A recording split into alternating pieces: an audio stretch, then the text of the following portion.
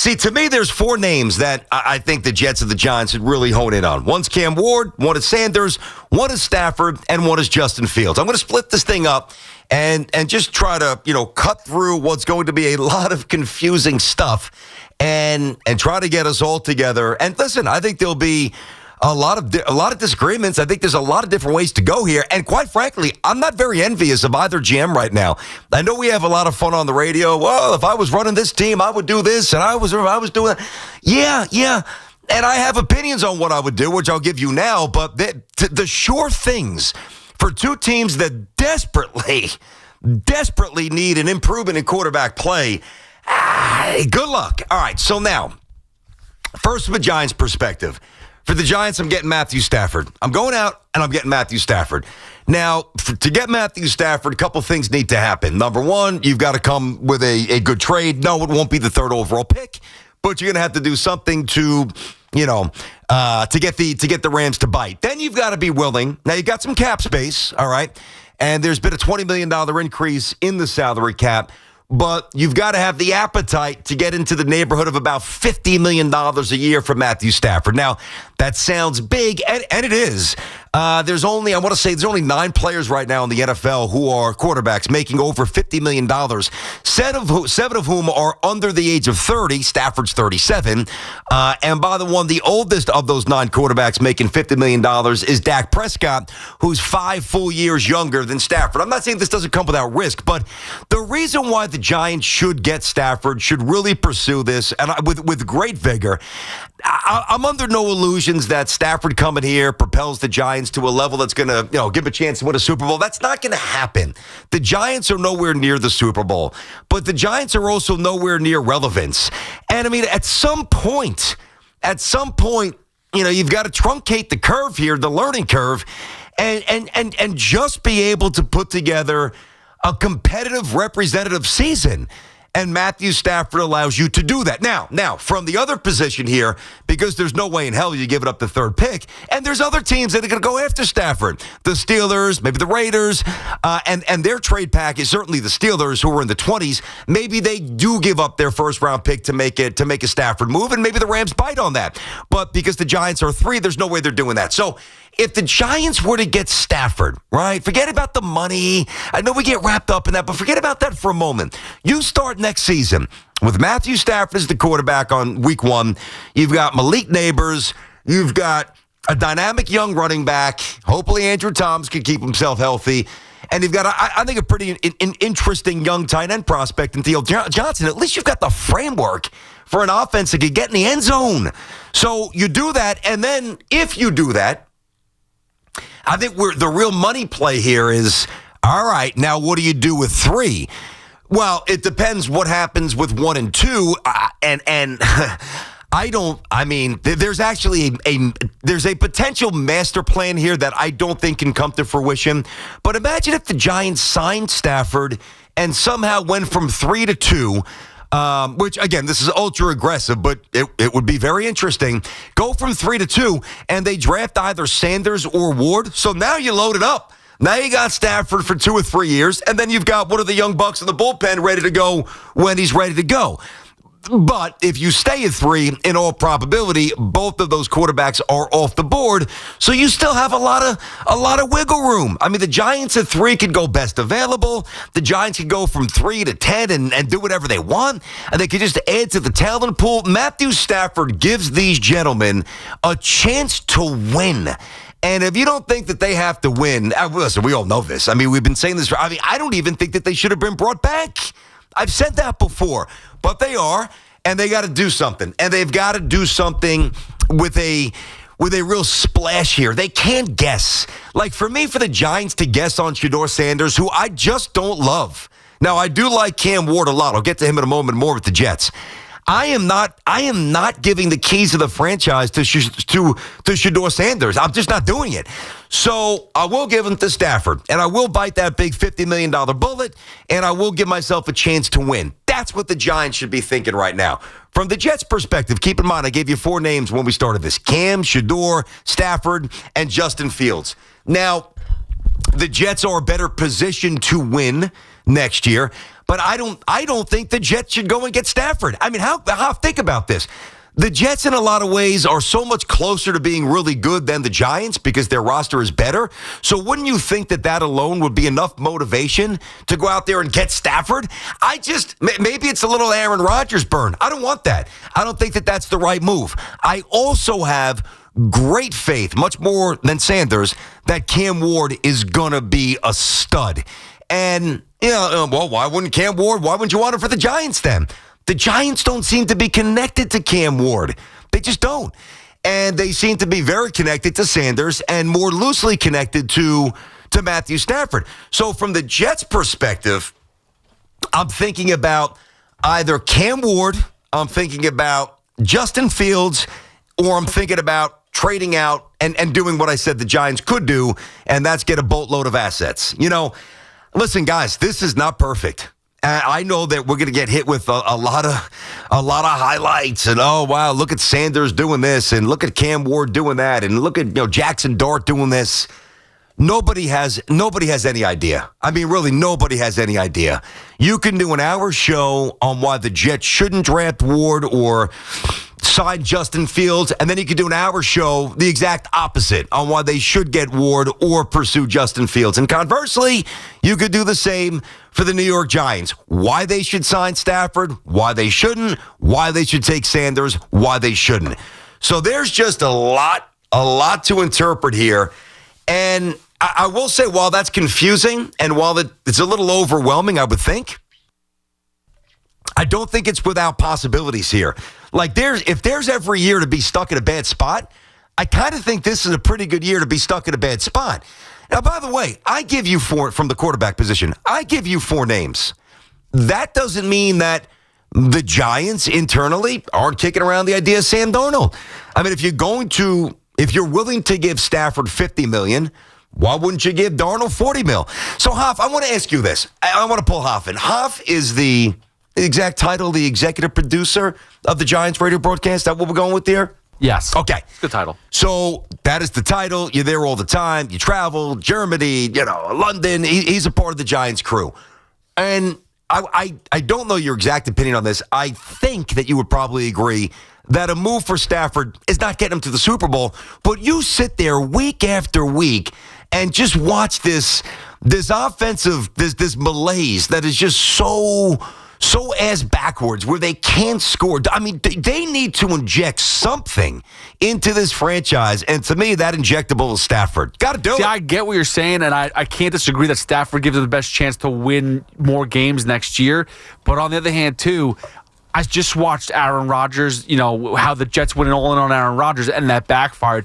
I'd be concerned about the same thing, and this is like a Hail Mary ride for Stafford and the Giants. Yeah. If it doesn't work out, then what you just said about, you didn't think that Shane and Dable should be coming back. Well, they're definitely gone after this. Probably. I hear you, but what do you think would be more... Actually, it might not matter because you're right.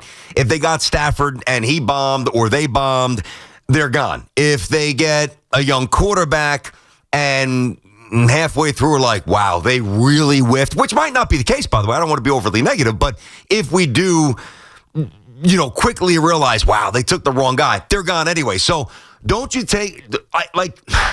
this is what makes the Giants situation much more complicated than the Jets. Like, Muji's coming in, Glenn's coming in. All right, they could have gone for the quick fix, win 10 games maybe, with Aaron Rodgers, run it back, give it a shot. No, they ripped off the Band-Aid. Not that they want to absorb 13 losses, but their mindset's different, where the Giants are...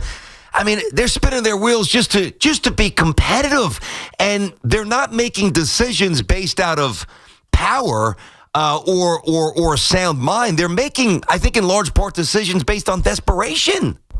Well, that's what I wouldn't want to do, which is why. But they are. They definitely are. But that's why I'm saying, if I had to do this, if I was the GM, I would draft the quarterback at some point in time. Not saying it has to be the 3rd overall pick. Yep. But I would bring in a veteran quarterback that doesn't cost a lot, so that you can almost go the Kurt Warner, Eli Manning route. Really? Yeah, because worst comes to worst, you have somebody, a veteran that maybe can help you win some games. Yeah. But on top of that, a quarterback that can learn, because that's what you wanted with Aaron Rodgers and Zach Wilson. It didn't happen. Right now, the Giants have no one but Tommy DeVito on the team. I don't even think Tommy's under contract. No, you're right. Probably not. I literally don't think the Giants have somebody under contract. 888-808-1019. It is BT and Sal on the fan. Sal is right now coming back from Florida. I was texting with Sal yesterday. He's like, it's going well, man. Some long days out there in Disney. It's been a long run, but he is on his way back. He's got the eye surgery tomorrow, so we wish him luck. And we're talking Giants. And listen, this is not necessarily new stuff, but it's pertinent stuff. You know, I don't get incredibly wrapped up in the combine for the reasons I said to start the show. It's just a regurgitation of the same corny phrases. You know, it's a bunch of football people sitting around, granted, who know a lot more about football than me, but who try to, like, it's not rocket science, dude. Some of the terminology drives me nuts. And, you know, watching these quarterbacks and watching these receivers and watching these old linemen block air or block, you know, cushions, like, what are we doing? Yeah, it fills the gap, and it gives you a little morsel of football stuff, if you will. But I think the real answers come in the evaluation during the games, which are already passed, obviously, and the conversations when you bring these men in the building, these young men in the building. 888-808-1019, BT and Sal here inside of our Town Fair Tire studio. Friends at Town Fair remind you at Joey's get the lowest price on name brand tires from Connecticut to Maine. Nobody beats Town Fair Tire. Nobody. All right, let's get to the calls here. Let me get Chris first up, White Plains. Chris, what's happening, buddy? How are you? Good afternoon, BT and Sal. How are you? Sal is off today, but BT is good. What's up, Chris? All right, BT. So I got a name for you. Yeah. Carson Wentz. Okay, for which team? For the Giants, of course. But why? Put him back in the NFC East. The guy was an MVP candidate. He had all the potential. He got to sit behind Patrick Mahomes and work with Andy Reid. Yeah. And I think it's a good fit. I also don't want to draft a quarterback till next year. I'm in the same position you are. I don't like SHEDEUR. We're really not connected to Cam. And I think we have a lot of other things we need to work on to get back to where we belong. I agree with that. That's why I think the third position, see, unlike the Jets, and appreciate the call, I'm not interested in Carson Wentz unless it was like, and I'll stick with the Giants here because that's what you called about. If you told me the Giants were going to bypass Sanders, bypass Ward, and go with, you know, maybe multiple quarterbacks and relatively cheap and battle it out, then you got to bring in like Justin Fields and Carson Wentz, which I would think would be, I don't know financially how plausible it is or whatever, but that's sensible. You're not bringing in Carson Wentz to be the starter. And here's the other danger, though, and this is the conflict, guys. And this is the problem, so much different than the Jets. All right. Chris just said, and I don't disagree with the premise. Punt on drafted a quarterback this year, kick it down the road to next year. Fantastic. You think that Dable and Shane are thinking that right now? How could they be thinking that? They could, but they'll be watching the Giants draft somebody else while they're sitting on their couches or interviewing for different jobs. Let me get Ja. I believe it's Ja in Brooklyn. Ja, what's happening? What up, Ja? How are you? What's going on? You know, it really upsets me to hear y'all fans say that, like with the Jets and the Giants, about, we shouldn't think about a Super Bowl if going to get a quarterback. If you're going to go get a quarterback, why would you get a quarterback that you know you can't win a Super Bowl? Okay, that's a good point. And let me answer it for you, John. I'll let you keep going. And it's actually a really good volley back. It's almost counterproductive or counterintuitive. All right, well, and I did say that. The Giants would not and could not win a Super Bowl with Stafford. So why would you do? I got to bounce you only because it's loud back there, John. I wanted to give you a chance to respond, but it's just too noisy back there. The reason you do it is eventually you've got to stabilize the building, man. You know, there's other young players on this roster that even if they're 9-8 or 8-9 and they lose a couple of tight ones and they're playing meaningful games in December with Stafford, you know, the rest of the building is accelerating their development. I mean, if you bring in a kid and it's the wrong kid and they go 4-13, what is that really doing for Malik Neighbors? What is that doing for Theo Johnson? What is it doing for the remaining prime? And there's a lot left, but I mean, you don't play football forever for Dexter Lawrence and some of the Bobby Okereke, some of these other players. I'm not a huge Kayvon Thibodeau fan, but he's solid. I don't think that he was what many of you thought he was, but he's certainly solid. And I would think that he'll be around for a couple of years. Like, you got to start playing games that matter. So that's the value, okay? Now, the other thing, too, and let me just frame this out. This is a Jets and Giants thing. So there's a lot at play here. I'm not trying to throw 9,000 things on the table because it gets confusing. That's why I laid out with the 4 names that should be most closely connected to the Giants and the Jets. And I gave you those names. But let me get now to a different subset that they don't control at all. Like, you could determine, hey, we like these players. What they can't determine is what the teams in front of them on the draft board do, and also probably more specific to the Jets, what some of the teams behind them on the draft board do. Listen, the more I think about the Tennessee Titans, they seem determined to leave the number 1 spot. I don't think they're taking a quarterback at 1. Now, if they stay at 1, I think they're going non-quarterback, but I don't know why you would do that with so many teams chasing quarterbacks. I just don't think that's the right move. I think you're leaving value on the table in terms of draft equity. So if you're not taking a quarterback, trade out. But I don't know what they're doing, which is problematic to the Jets and the Giants. I don't know what the Browns are doing. I mean, hey, we think we got it tough with these teams. How would you want to have Deshaun Watson and that ridiculous contract? And, oh, yeah, by the way, Hoff, do you know the Browns are negative $24 million under the cap? So even with the $20 million increase, they're still under the cap negatively. Only minus $4 million. Not so bad, boys. You're getting there. Then you got the Giants at 3. Now, this is where it eases up a little bit to an extent. Like, the Pats aren't taking a quarterback. They got Drake May. The Jaguars aren't taking a quarterback. They've got Trevor Lawrence. But what does that mean more directly? Well, the Raiders, who are at 6, and this probably complicates the Jets' world, the Raiders at 6, if they're trying to shoot up the draft board, now they could go and get Rodgers or Fields or Darnold or Stafford. They could. But if they want to draft the quarterback, well, you don't think the Raiders are talking to the Jaguars and the Patriots, who are not looking for quarterbacks? Not to mention the Titans and the Browns, which is why I think it's going to be hard, if not irresponsible, though I love Cam Ward. How are the Jets going from 7 to 1 when you very well might have 4 teams knocking down the Titans' door for that first spot to get the quarterback the Jets are loosely connected to, and that's Cam Ward, maybe moving up to acquire? That's tough. That is not easy. Al's in Boynton Beach. Al, what's going on, buddy? How's Florida treating you? What's up? Hey, good morning, BT. What's up? Nice to talk to you and enjoy your show all the time. Thank you, sir. Appreciate that. What do you think? Well, I'm a Jets fan, long-suffering Jets fan. Yeah, we get it. Yep. 1960. Yeah, oh, okay. Yeah. I'm right. 76 years old, been following the Jets ever since the Titans came on the scene. Mm-hmm. I'm kind of wondering, every time I read a story or listen to WFAN, nobody ever talks about Jordan Travis. So I know he was injured, and I know the severity of it. I'm hoping you can shed some light on that. Yeah, it's very easy. Now, I know you listen to the show, and you got us up on the free Odyssey app down there in Florida, which I appreciate. I don't assume you listen to every second, though you should. I brought up Jordan Travis a lot. I brought him up. Many times. I brought him up on the pod. Me and Sal have talked about it. I don't think right now he's physically viable. And you got to understand this, Al. You know, Muji and Aaron Glenn didn't draft him. They might look at his film and say, there's no way we're going with this kid. You know, I don't know. I mean, they weren't in the draft room when they drafted him.